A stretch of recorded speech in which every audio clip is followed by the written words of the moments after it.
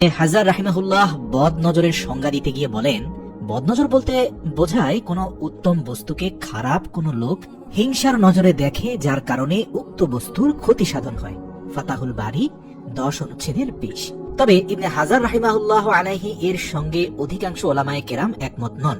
অধিকাংশের মত হচ্ছে ভালো হোক আর খারাপই হোক, যে কোনো লোকেরই নজর লাগতে পারে, কারণ নফসে আম্মারা বা খারাপ নফস তো সবার ভেতরেই আছে। ইবনুল কাইয়িম রাহিমাহুল্লাহ বলেন, অজ্ঞতার কারণে বদনজরের অস্তিত্ব অস্বীকার করা হয়ে থাকে। যুগে যুগে জ্ঞানী ব্যক্তিদের মাঝে যদিও নজর লাগার পদ্ধতি এবং ভিন্নতা নিয়ে মতপার্থক্য ছিল এবং এখনো আছে, তবে কেউ এই বদনজরের ব্যাপারটাকে অস্বীকার করেনি। জাদুল মাআদ গ্রন্থে ইবনুল কাইয়িম রাহিমাহুল্লাহ বলেন, আল্লাহ মানুষের শরীরে এবং আত্মায় বিভিন্ন প্রকার ক্ষমতা দিয়ে সৃষ্টি করেছেন। বদনজরের ব্যাপারটা মূলত আত্মিক। কোনো কিছুর প্রতি মুগ্ধতা অথবা হিংসা থেকে অন্তরে এই বদনজরের সৃষ্টি হয়, চোখের মাধ্যমে সেটার প্রভাব বিস্তার হয়। এখানে চোখের শক্তি নেই, এজন্য ওলামারা বলেন যে অন্ধ ব্যক্তিরও বদনজর লাগতে পারে। বদনজর কখনো যোগাযোগের মাধ্যমে, কখনো সরাসরি দৃষ্টিপাতের মাধ্যমেও হতে পারে, কখনো বদদোয়া বা তাবিজের মাধ্যমেও এরকমটা হতে পারে। আবার কখনো কখনো মানুষের নিজের নজর নিজের উপরেই লাগে। নজর ইচ্ছাকৃত অনিচ্ছাকৃত যে কোনো ভাবেই লাগতে পারে। জিনের বদনজর মানুষের লাগতে পারে। উদাহরণ হিসেবে দুটি হাদিস খেয়াল করুন। তা হলো আবু সাঈদ খুদরি রাদিয়াল্লাহু থেকে বর্ণিত, রাসূল সাল্লাল্লাহু আলাইহি সাল্লাম বলেন, আগে জিনের বদনজর থেকে পানাহ চাও, তারপর মানুষের নজর থেকে পানাহ চাও। এবং এজন্য সূরা নাস এবং ফালাক পড়ার কথা বলেছেন। এই দুইটি সূরা দিয়েই সকল প্রকার বদনজর কাটানো সম্ভব। রাসূল সাল্লাল্লাহু আলাইহি সাল্লাম ওনার ঘরে এক বালিকাকে দেখলেন যার চেহারায় বদনজরের আলামত ছিল। রাসূল সাল্লাল্লাহু আলাইহি সাল্লাম বললেন, এর জন্য রুকাইয়া অর্থাৎ ঝাড়ফুঁক করো, এর জিনের বদনজর লেগেছে। বুখারী মুসলিম। বদনজর কখনো রোগের কারণে হয়ে থাকে, আবার কখনো সরাসরি ক্ষতি করে। বদনজরের কারণে কখনো কখনো মানুষ রোগাক্রান্ত হয়ে যায়, আবার কখনো সরাসরি ধন সম্পদেরও ক্ষতি হয়।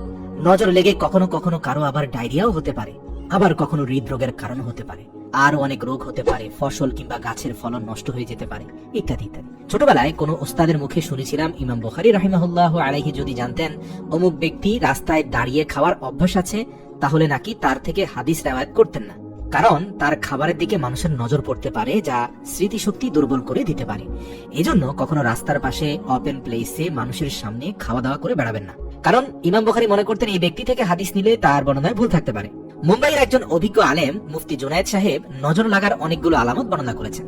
1 নম্বর হচ্ছে শরীরে জ্বর থাকা, কিন্তু থার্মোমিটারে না ওঠা, কোনো কারণ ছাড়া কান্না আসা, প্রায় সময় কাজে মন না বসা, নামাজ জিকির ক্লাসে মন না বসা, প্রায় শরীর দুর্বল থাকা, ক্ষুধা মন্দা, বমি বমি ভাব লাগা, চেহারা ধূসর হলুদ হয়ে যাওয়া, বুক ধড়ফড় করা, দম বন্ধ হয়ে আসা, অহেতুক মেজাজ বিগড়ে যাওয়া, আত্মীয় স্বজন বা বন্ধু বান্ধবের সাথে দেখা হলেই ভালো না লাগা, অতিরিক্ত চুল পড়া, শ্যাম্পুতেও কাজ না হওয়া, পেটে প্রচুর গ্যাস হওয়া, বিভিন্ন শব্দ ছক লেগে থাকা, দীর্ঘদিন চিকিৎসাতেও ভালো না হওয়া, সর্দি কাশি মাথা ব্যথা, এছাড়াও হাত পায়ে মাঝে মাঝে প্রচন্ড ব্যথা করা, পুরো শরীরে ব্যথা, ঘুরে বেড়ানো, ব্যবসার মাঝে ঝামেলা লেগে থাকা, যে কাজে অভিজ্ঞ সেটা করতে গেলেই অসুস্থ হয়ে যাওয়া। প্রিয় দর্শক, এই উল্লেখিত কারণগুলো যে শুধুমাত্র বদনজরের কারণে হয় এমনটাও নয়, অন্য কোনো কারণও কিন্তু হতে পারে।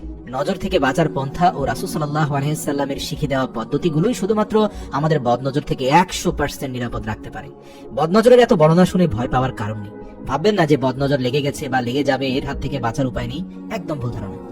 রাসূল সাল্লাল্লাহু আলাইহি সাল্লাম বলেছেন, নিজের প্রয়োজন পূরণ হওয়া পর্যন্ত সেটা গোপন রাখার মাধ্যমে সাহায্য করো, কেননা প্রতিটা নিয়ামত লাভকারী সাথেই হিংসুক থাকে। এটা নজর এবং হিংসে থেকে বাঁচার একটা টিপস। নিয়ামত গোপন রাখার মানে হচ্ছে অন্য কারোর সামনে অহেতুক নিজের সম্পদের প্রশংসা না করা, নিজেরা নিজের স্বামীর প্রশংসা অন্যদের সামনে না করা, ছেলেরা নিজের স্ত্রীর প্রশংসা অন্যদের সামনে না করা, নিজের ব্যবসার গোপন আলোচনা অন্যদের সামনে প্রকাশ না করা।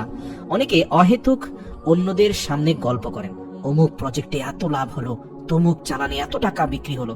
মোট কথা, অহেতুক অন্যের সামনে নিজের এই সকল সম্পদের শো আপ করে বাড়াবেন না, এটা উত্তম কাজ না। প্রসঙ্গক্রমে করলে সেটা ভিন্ন কথা। যেমন আলহামদুলিল্লাহ এই বছরের ব্যবসায় কোনো লস হয়নি, আল্লাহর রহমতে আমার ছেলে বেশ ভালো রেজাল্ট করেছে, ইত্যাদি ইত্যাদি, এসব ঠিক আছে। মনে রাখবেন, শুধু যে খারাপ মানুষের নজর লাগে এমন কিন্তু না, ভালো মানুষের নজরও লাগতে পারে। বদ নজর লাগার আসল কারণ হচ্ছে আমরা যখন কোনো বস্তু বা ব্যক্তির প্রশংসা করি তখন এর মাঝে আল্লাহকে স্মরণ করি না, মাশাআল্লাহ বারাকাল্লাহ বলি না, অথবা শুধুমাত্র আলহামদুলিল্লাহ বাক্যটা উচ্চারণ করি না। কোনো কিছু দেখলেই আমরা ওয়াও, আউসাম এই সকল বাক্য ব্যবহার করতে এখন আমরা বেশি অভ্যস্ত হয়ে গেছি। কেউ আবার বলে হেব্বি লাগছে, নাইস, এই সকল বাক্য ব্যবহার করাতে কোনো অন্যায় নেই, কিন্তু আলহামদুলিল্লাহ, সুবহানাল্লাহ, মাশাআল্লাহ এই শব্দগুলোতে যতটা মানসিক প্রশান্তি আছে, ওয়াও আর নাইসের মধ্যে তো সেটা নেই। আল্লাহর এক ওলি বলেন, যখন তুমি তোমার বাগানে প্রবেশ করবে তখন মাশাআল্লাহ, লা হাওলা ওয়ালা কুওয়াতা ইল্লা বিল্লাহ বলবে, আর সব সময় আল্লাহর কাছে বদনজরের হাত থেকে আশ্রয় চাইবে। আপনি অন্যের প্রশংসা করতে গিয়ে কথার মাঝে মাঝে জিকির করুন, যেমন এমন করে বলুন, মাশাআল্লাহ, আপনার রান্না অনেক সুস্বাদু। বলতে পারেন, আলহামদুলিল্লাহ, আপনার বাগানের ফল খেয়ে আমরা অনেক তৃপ্তি অনুভব করেছি। এই সকল বাক্য যখন বলতে থাকবেন, আল্লাহর নাম নিবেন, ইনশাআল্লাহ হিংসা দূর হয়ে যাবে। সর্বোপরি আল্লাহর কাছে দোয়া করুন। রাসূল সাল্লাল্লাহু আলাইহি সাল্লাম বলেছেন, তোমরা বদনজর থেকে আল্লাহর কাছে পানা চাও, কেননা বদনজর সত্য। বদনজর থেকে বাঁচার একটা দোয়া হচ্ছে, রাসূল সাল্লাল্লাহু আলাইহি সাল্লাম এটা পড়ে হাসান এবং হুসাইন রাদিয়াল্লাহু তাআলা আনহুকে ফু দিতেন। এই একই দোয়া আমাদের জাতির পিতা ইব্রাহিম আলাইহিস সালাম ও ইসমাইল আলাইহিস সালাম এবং ইসহাক আলাইহিস সালামের জন্য পড়তেন। দোয়াটি হচ্ছে, আউযু বিকালিমাতিল্লাহিত তাম্মাতি মিন কুল্লি শাইতানিন ওয়া হাম্মাতিন ওয়া মিন কুল্লি আইনিন লাম্মাহ। অর্থ, আল্লাহর পরিপূর্ণ কালামের সাহায্যে প্রত্যেক শয়তানের আক্রমণ থেকে আশ্রয় চাই, আরো আশ্রয় চাই বিষাক্ত প্রাণীর আক্রমণ ও প্রত্যক্ষ ক্ষতির চোখ থেকে। সুবহানাল্লাহ। যদি দোয়াটি মুখস্থ করা আপনার জন্য কঠিন মনে হয়, বাংলাতে শুধুমাত্র আল্লাহর কাছে এভাবে প্রার্থনা করেও দোয়া করতে পারেন, হে আল্লাহ, সকল প্রকার বদনজরের হাত থেকে আপনার নিকট আশ্রয় চাই শয়তানের প্ররোচনা ও বদনজরের হাত থেকে। এভাবে নিজের ভাষায় দোয়া করতে পারেন। যদি রাসূল সাল্লাল্লাহু আলাইহি সাল্লামের শেখানো দোয়াটি মুখস্থ করাটা আপনার জন্য কষ্টকর হয়ে যায় বা আপনি ভুলে যান, মনে রাখবেন সূরা নাস এবং ফালাক পড়ার মাধ্যমে সকল প্রকার বদনজরের আসওয়াসা কেটে যায়। সকাল সন্ধ্যা সূরা নাস এবং ফালাক পড়ে এবং এই দোয়া পড়ে বাচ্চাদের ফু দিবেন, ইনশাআল্লাহ সকল প্রকার বদনজর কেটে যাবে। বদনজর